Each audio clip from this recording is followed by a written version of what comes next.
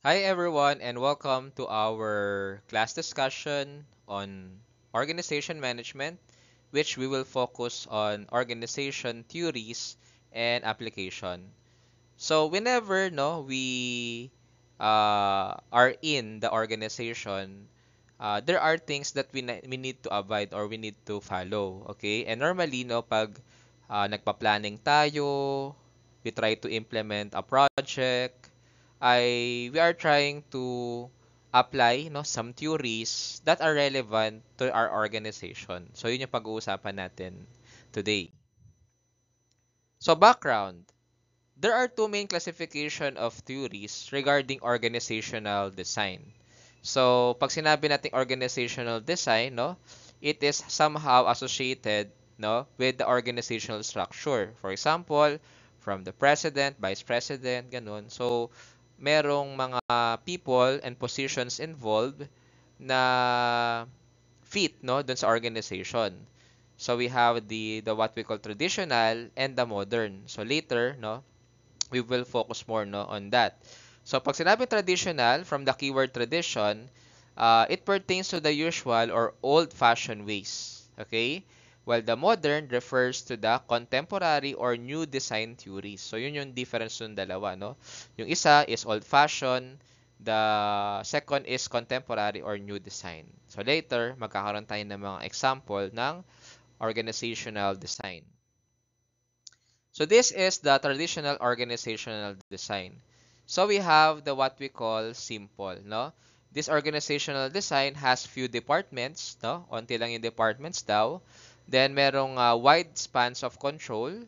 Meron silang big number of subordinates. Marami silang mga tauhan. That's the meaning of subordinates. Directly reporting to a manager. And normally has a centralized figure and has very little formalization of work. So, may mga kasi family business na, yun nga, onti yung kanilang mga department. Kunyari, 'di ba sa big companies, we have marketing department, human resource, engineering, finance or accounting department, no? Pero minsan yung department nila dahil nga simple lang, pwedeng sa isang department magkakasama na yung marketing, human resource, kumbaga maraming kumbaga general manager na yung mahawak tapos marami siyang mga functions. So, continuing our statement, usually used by the company that start out as entrepreneurial ventures. Kasi, pag nag-start ka pa lang, hindi talaga pwedeng marami kang department. Normally, sa isang department or isang tao, marami kang mga functions or responsibility.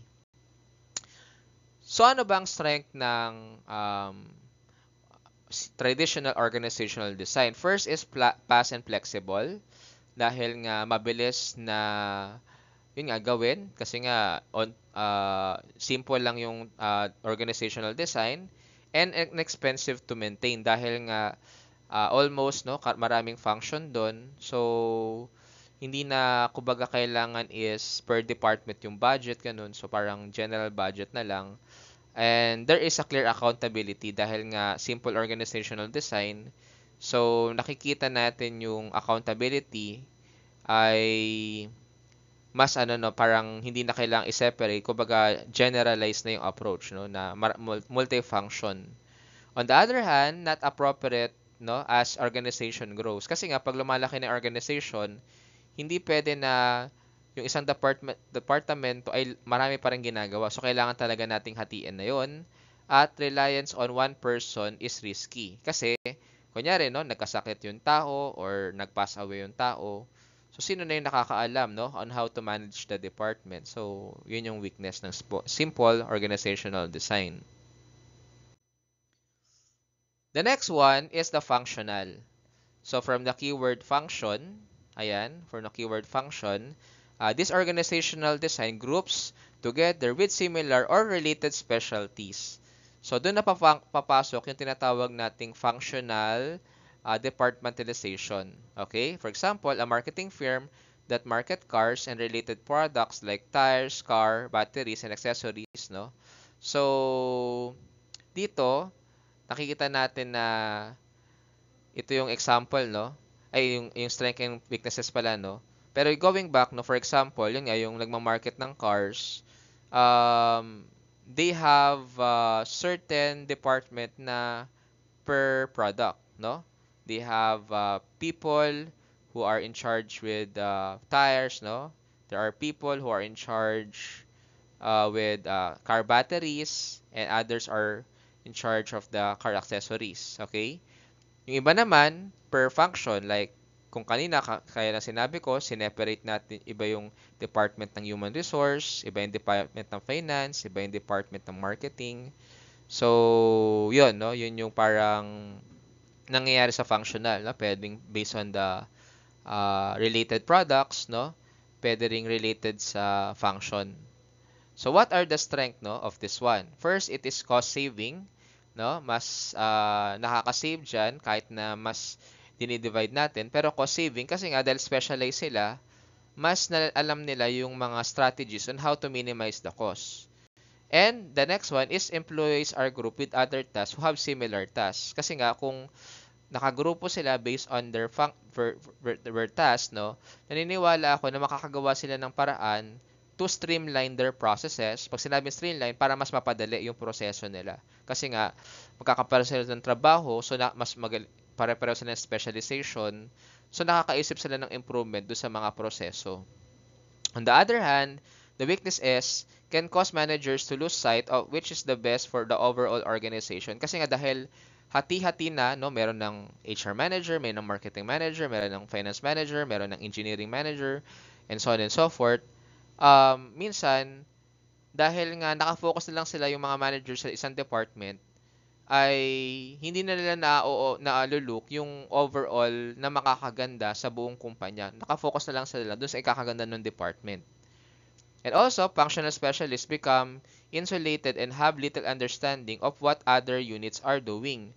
So, minsan nagkakaroon ng conflict. For example, marketing department. Ang gusto nila is mag-implement ng mga promotion na kung saan yung customers, hindi sila magda-down payment. Ngayon, si finance department, apektado dun kasi meron silang parang tinatawag na target about the cash flow or net cash flow na kailangan is meron agad ma-receive na cash from the customers. So, 'di ba, nagkakaroon ng conflict yung idea nila na si marketing, bili na kayo customers without down payment, no? After ng monthly installment, makukuha niyo na yung product. Pero naman si finance sabi, hindi pwede yan kasi maapektuhan yung cash flow natin yan dahil walang ibabayad na down payment. So, sabihin, zero yun. So, hintayin pa natin yung 1 month bago makuha yung first installment nila. So, again, no, they will not understand each other if that is the situation. The next one is divisional, no?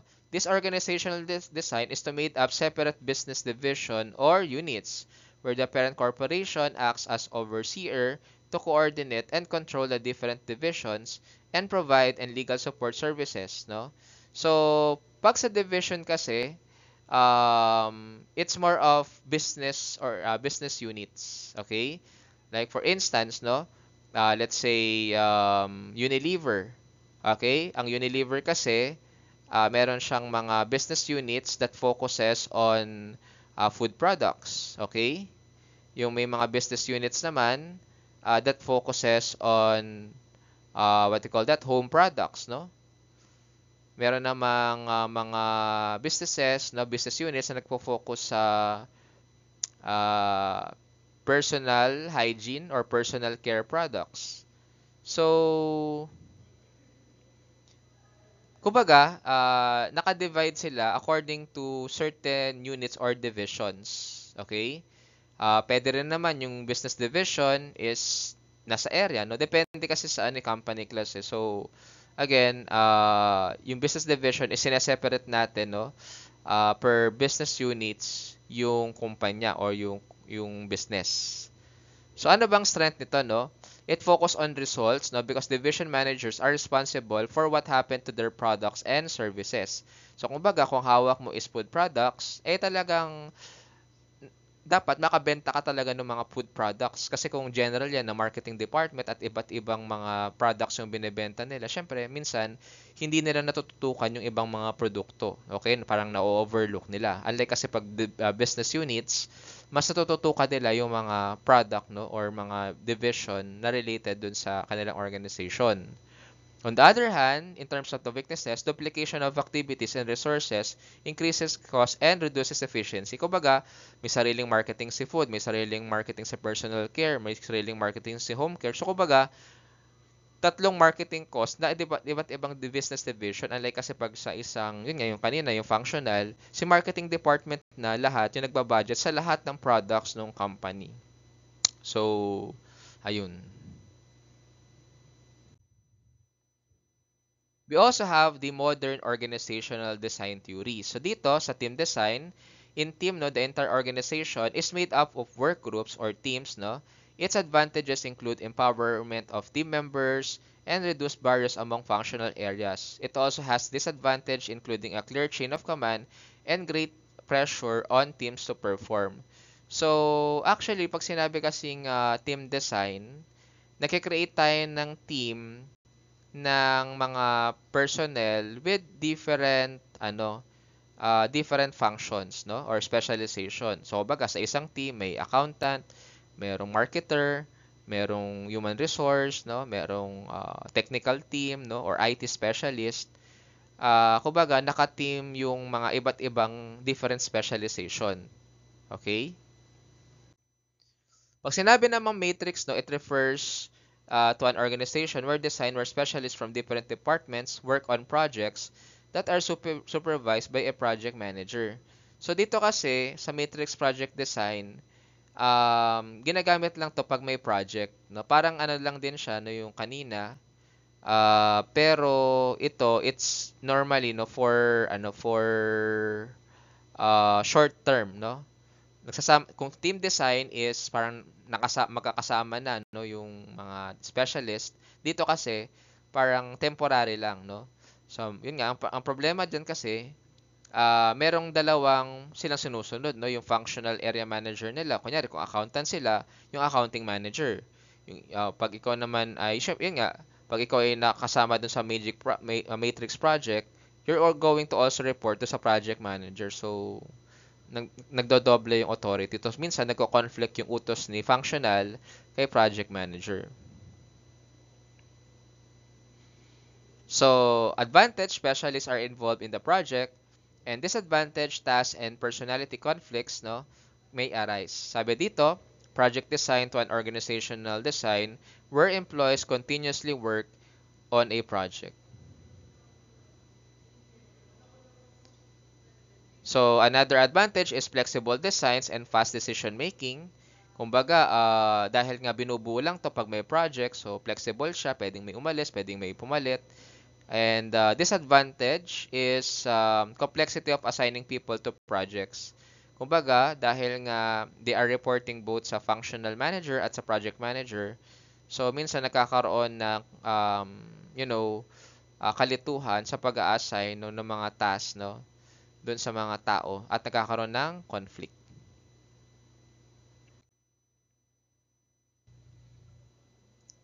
So, the next one is the what we call boundaryless design. So, dito sa boundaryless design, no, this is another form of organizational design kung saan hindi siya limited by vertical and horizontal, no, or kumbaga siya ay more of external. Kunyari, for example, yung tinatawag nating virtual organization kung saan, kunyari, yung manager mo nasa Singapore pero yung staff no nandito sa Pilipinas. No, that is an example of virtual organization na kumbaga borderless na yung hierarchy na kahit wala ako sa country no nagkikita lang tayo online pero tumatakbo yung mga projects natin, tumatakbo yung mga programs natin. So, yun, no? Its advantage include being highly flexible and responsive, while disadvantage are lack of control and problems in communication. Dahil nga malayo sa isa't isa at online lang normally nag-usap, hindi nagkikita, so nagkakaroon ng problema sa control at problem sa communication. The next one is the concept of delegation. So, when we say the word delegation, it refers to assigning a new or traditional task to a subordinate. No? It may also refer to getting work done through others by giving them the right to make decisions and take action. So, elements of delegation include authority or the right to set officially or legally responsibility, or the state of being answerable legally, morally for the discharge of a duty, and accountability to be liable code to explain. So to cut the story short, at yung pag sinabing delegate, nagbibigay ka ng task dun sa tao mo.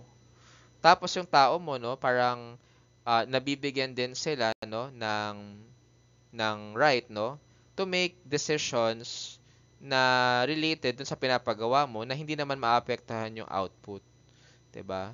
So, kumbaga, they are responsible for doing the task, pero at the end of the day, yung nag-utos, siya pa rin yung magiging responsible. Pagdating kunyari, nagkamali yung tao mo, ikaw pa rin as manager ng tao mo, yung magiging accountable for that.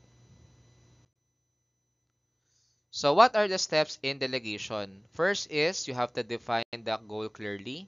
So managers must clearly explain the task objective and the work duties someone else is expected to do. Okay? The second one is selecting the person who will be given the task. Okay? Dapat mamimili tayo kung sino bibigyan ng task, and the selected subordinate must be competent and share the manager's task objective. So, kumbaga, dapat competent daw yung taong pagdedelegate natin at kaya niyang, yun nga, no, gawin yung mga objective na sinare ng manager.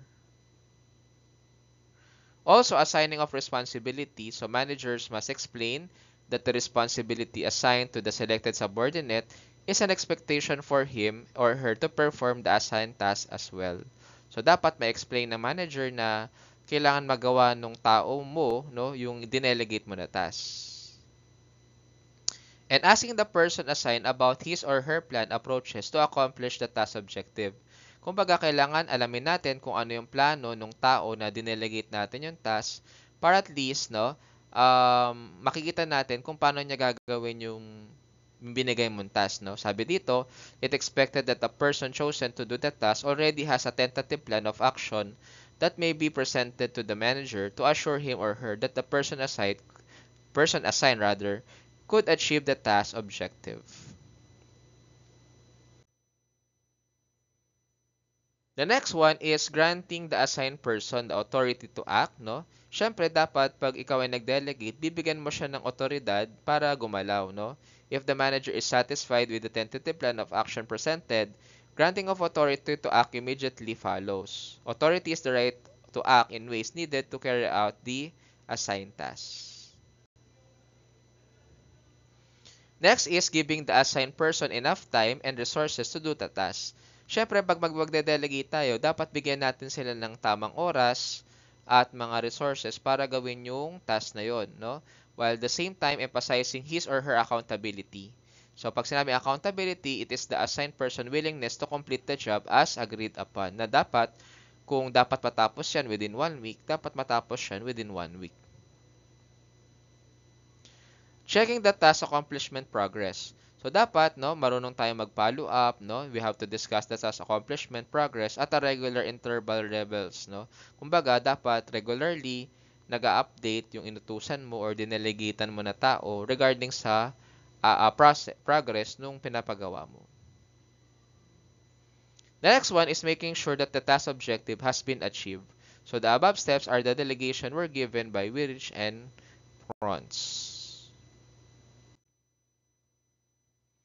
So this is the advantages and disadvantages of delegation.